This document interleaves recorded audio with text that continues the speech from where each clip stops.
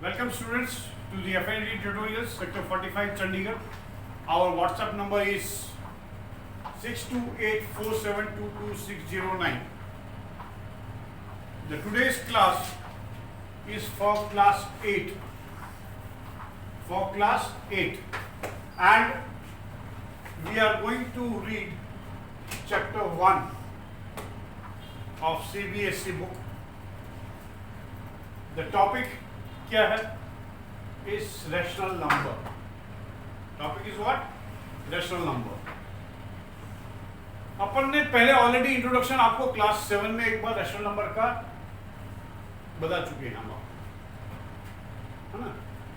तो क्या होता है रैशनल नंबर? फिर से एक क्विक रिवीजन करा देते हैं हम आपको कि इसके पहले रैशनल नंबर के पहले भी कुछ और नंबर्स होते हैं. कौन कौन से होते हैं? One is natural numbers.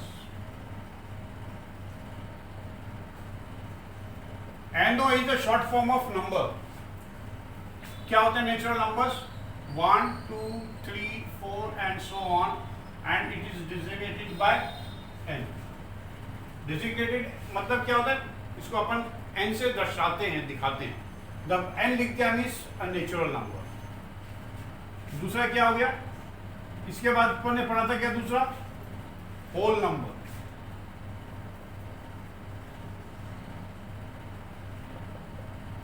Whole number क्या होता है? It is a natural number plus zero. इस नेचुरल नंबर में अगर अपन जीरो भी ऐड कर दें बिकम्स होल नंबर. मतलब क्या हो गया? ये तो नेचुरल नंबर है ही है, लेकिन इसके आगे अपन जीरो भी स्टार्ट कर दें.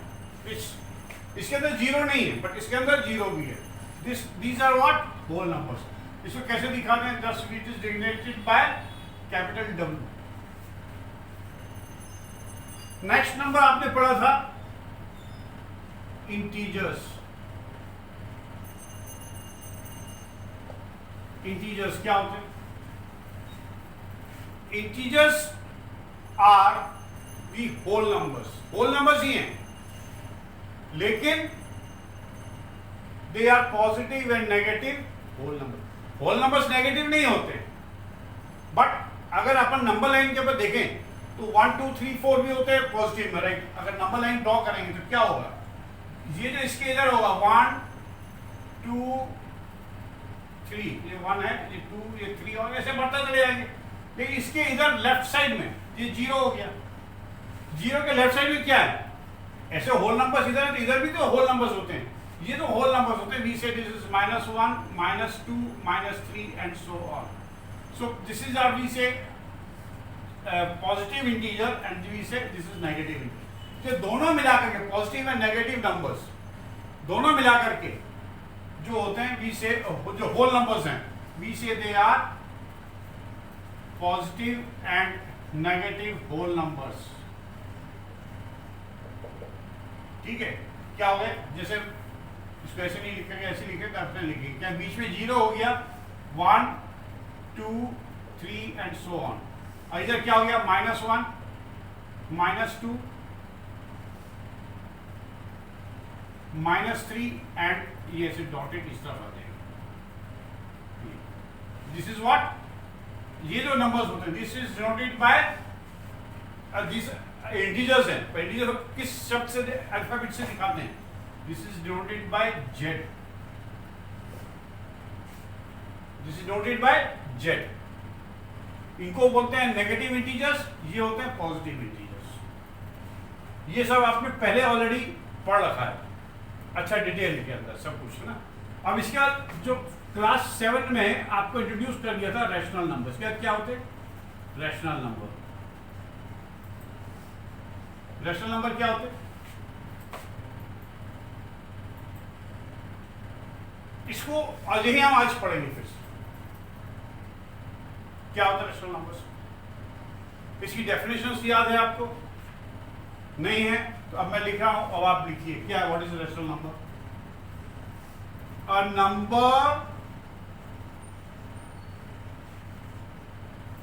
which can be represented represented represented in the form of p by q. किसी भी नंबर को अपन p by q फॉर्म में अगर लिख सकते हैं, a number which can be represented in the form of p by q, where, जहां पे p और v की वैल्यू क्या है, where, दो कंडीशन से आगे, where फर्स्ट क्या बोलते हैं, p and q are integers, p and q are integers, and number two, q is not equal to 0. So this is the definition of the rational number. और अपना कुछ भी देखना है, ये दो चीज लगा के देखेंगे कि p पहला क्या है, p और q इंटीजर है, अगर इंटीजर है तो और लिख सकते हैं अपन p by q फॉर्म में, तो वो हो गया, उसका q जो है 0 नहीं होना चाहिए। तो किसी भी नंबर को अगर हम इस फॉर्म में लिखेंगे, that is a rational number. इसको किससे लिखते हैं, किससे डिनोट करते हैं, this is denoted by q, denoted by q, not r। फिर से ये integers not denoted by I, this is denoted by q। तो फिर से बोलते हैं, a number which can be represented in the form of p by q, where important conditions है, p and q are integers, number two is q is not equal to 0। अभी जरा students में आपको एक चीज बताता हूँ कि p by q क्या हो गया, बेसिकली कुछ नहीं, it is a fraction. Fraction हो गया कि नहीं, अगर वो किसी भी नंबर को अपन फ्रैक्शन फॉर्म में लिख सकते हैं p by q, और अगर फ्रैक्शन में अगर नीचे डिनोमिनेटर 0 हो गया तो क्या हो गया, the number is not undefined, जो आंसर आएगा it will be not defined. तो इसलिए बोलते हैं कि q इज 0 नहीं होना चाहिए, और अगर q के अलावा कोई भी नंबर होगा, इंटीजर होगा, कोई भी इंटीजर होगा, तो क्या it will become out as rational number. समझ आया? अब इसके अंदर जैसे पूछेंगे आपको क्या, जैसे सिंपल है, मैं पूछता हूँ 4 is a rational number, 4 is a rational number, yes 4 is a rational number. बोलेगे 4 कैसे लेंगे, ये तो 4 ही है, इसमें q है ही नहीं, but 4 you can write down as 4 by 1, लिख सकते कि नहीं लिख सकते, इसमें 4 by 1 लिख सकते कि नहीं लिख सकते। मैंने कहा वेयर किसी भी नंबर को अपन 4 by 1 में लिख सकते हैं, रैशनल नंबर, और 4 by 1 4 को अपन 4/1 लिख सकते हैं, तो means where p is equal to 4 and q is equal to 1, और दोनों कंडीशन हमारी सेटिस्फाई हो रही है, p and q are integer, दोनों 4 and 1 इंटीजर है। दूसरा क्या है, q is not equal to 0, q नहीं है इक्वल टू 0, 1 है, तो this 4 is what is a rational number. Basically अगर आप ध्यान में आप नहीं भी याद रखें, all natural numbers are whole numbers, and all whole numbers are integers, and all integers are rational number। इसका मतलब क्या हो गया कि जो भी नंबर नेचुरल या होल नंबर इंटीजर हैं, वो सब रैशनल होंगे ही होंगे। ठीक है, समझ में आए? This is the basic logic. कई बार पूछ रहा था कि 0 इज 0 रैशनल नंबर, मैंने अभी आपको क्या बताया, 0 is what, a integer, 0 is also a whole number. तो मैंने क्या, जो ये शब्द है नंबर, तो वो रैशनल नंबर होंगे। आप आंख बंद करके बोल दीजिए 0 इज अ रैशनल नंबर। कैसे क्यों होगा, इसका लॉजिक बताते हैं कैसे क्या होगा। क्या 0 लिखा मैंने, 0 को कैसे लिख सकते हैं, 0 I can write down as 0/1। 0/1 क्या लिख के क्या होता है, बेसिकली क्या है, I can write as 0 multiply 1/1, और I can write down as 0/1 कि भाई इसको मल्टीप्लाई करोगे तो 0 को 1/1 क्या हो गया 1, और 1 को 0 से मल्टीप्लाई करेंगे तो 0, तो इसको अपन ऐसे लिख सकते हैं कि नहीं लिख सकते। अब 0/1, तो इसमें क्या हो गया, p इज इक्वल टू, इधर क्या हो गया, p is equal to 0 and q is equal to 1। बताइए p अगर p 0 है तो 0 तो इंटीजर है, इंटीजर है कि नहीं, 0 इंटीजर है, इंटीजर हो सकता है, p 0 भी हो सकता है, लेकिन q 0 नहीं हो सकता, q क्या 1 है, q 1 है, तो वी कैन से कि this number 0 is also a rational number. Understood? तो दिस इज द जो रैशनल नंबर का जो चीज है, ये सर अब रेशनल नंबर में आप प्लस माइनस मल्टीप्लाई किया है अपन इसके पहले क्या है फ्रैक्शंस में प्लस माइनस मल्टीप्लाई डिवाइड सब कर सकते हैं और ये रेशनल नंबर फ्रैक्शन में कर चुके हैं और फ्रैक्शन ही बेसिकली रेशनल नंबर। इसके आप जो भी क्वेश्चंस हैं जो फ्रैक्शंस में करते हैं सेम चीज आप रेशनल नंबर में करें कि rational number is nothing but a fraction. Okay तो इसके जितने भी क्वेश्चंस हैं जो अपन चैप्टर 2 का क्लास 7 का आप मेरा जो अभी वीडियो है आप उसको उसमें देख सकते हो, उसमें डिटेल में आपको समझाया होगा और आपको बेसिकली फ्रैक्शंस में प्लस भी आता है माइनस भी आता है मल्टीप्लाई भी आता है डिवाइड भी आता है कि नहीं आता है? अच्छा चलिए कोई बात नहीं, मैं इसको अब ये थोड़ी समझ गया मिटे करके मैं आपको एक एक क्वेश्चन प्लस का एक माइनस का एक मल्टीप्लाई का एक डिवाइड का ठीक है एक होगा कॉम्प्लिकेट कर लेंगे जो बेसिकली जिसके अंदर ब्रैकेट से सब कुछ ऑफ सब कुछ आएगा। यू हैव टू वो सब चीज अगर आपको फ्रैक्शंस में आता है that means you can know it is a integer में भी है। ओके वो मैं आपको एक एक करके बताता हूँ अभी आपको।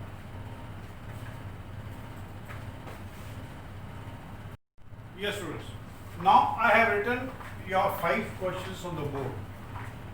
These are basically the part of rational number or you can say this is a part of fractions. Fractions or rational numbers are nothing but they are the same.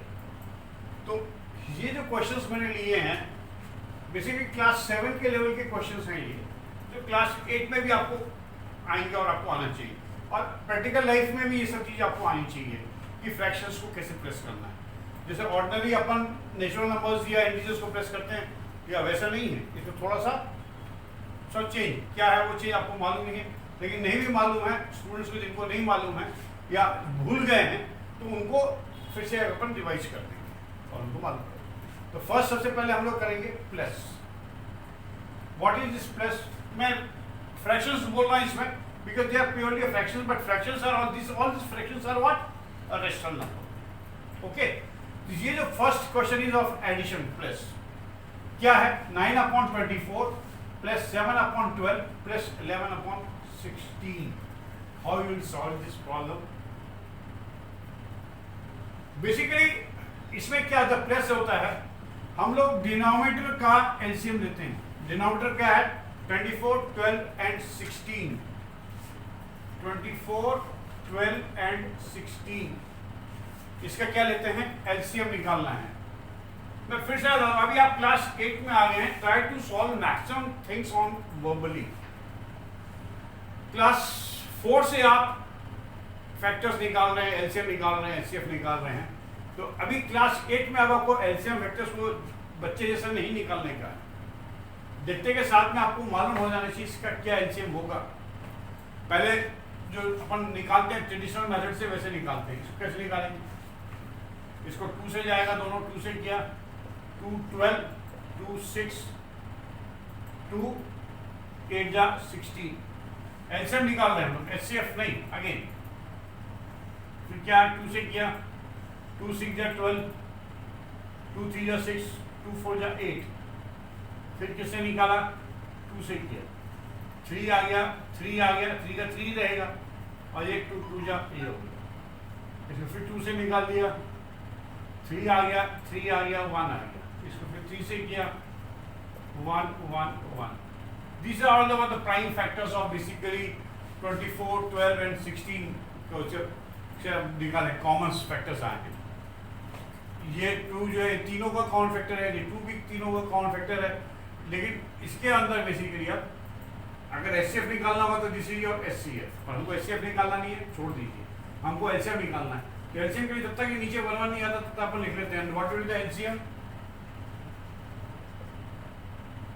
2 multiply 2 multiply 2 multiply 2 कितना हो गया 1 2 3 4 और multiply by 3 सबको multiply करेंगे तो कितना आएगा 2 2 जा 4 4 2 जा 8 8 2 जा 16 16 3 जा 48 तो 48 इज द एलसीएम।